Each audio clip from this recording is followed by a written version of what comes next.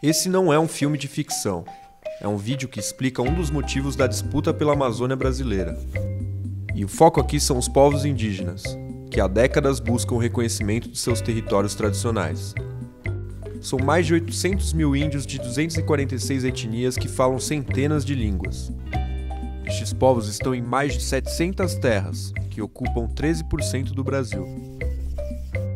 A maioria fica na Amazônia Legal, região que engloba 9 estados brasileiros. Nesse pedação do Brasil rico em recursos naturais, essas áreas são constantemente ameaçadas e invadidas. Mas vamos com calma. Para entender o tamanho da encrenca, primeiro precisamos falar sobre 2 pontos: violência e desmatamento. No mapa, vamos pintar de vermelho uma representação de tudo que já foi desmatado da Amazônia Legal. Até 2014, 15% da área já tinha sido derrubada. Mas pouco disso acontece em terras indígenas. Fora delas, a taxa de desmatamento é 11 vezes maior. O resultado são essas ilhas de cobertura vegetal. De tudo que sobrou da floresta, 1/4 está em terra indígena. Essas áreas são uma barreira para a exploração dos recursos naturais pelo setor privado, o que gera conflitos.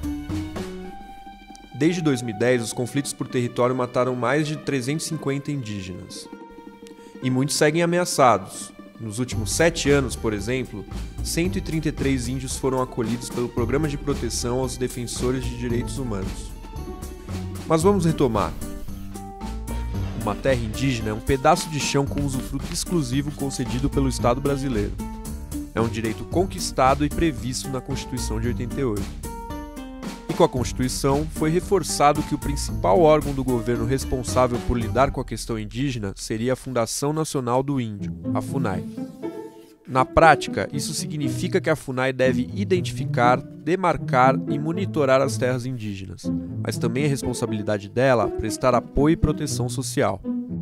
A FUNAI tem limitações políticas e orçamentárias, o que acaba prejudicando a demarcação e a defesa dos territórios. E é nesse contexto que surge uma série de pressões. Uma das principais ameaças é a exploração de madeira. Um outro fator é o garimpo ilegal. Mas tem também a mineração de grande porte, que pode ser regulamentada no Congresso Nacional.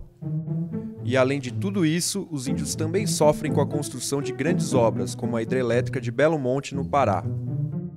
Se de um lado o índio faz da floresta um lugar sustentável, as pressões em seu modo de vida levam ao desmatamento, contaminam o solo, os rios, expulsam a fauna e poluem o ar. Com todas essas ameaças, a demarcação da terra indígena é um passo fundamental para a resolução dos conflitos.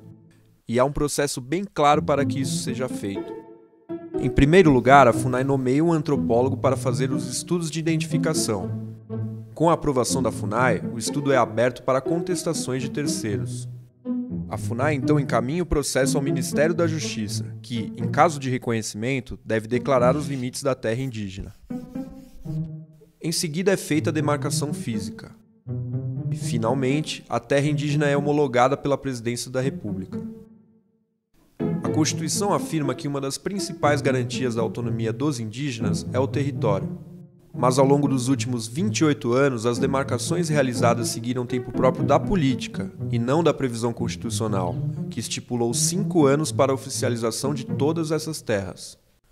Atualmente, 72 terras aguardam a canetada final da presidência, e outras 116 seguem em estudos de identificação.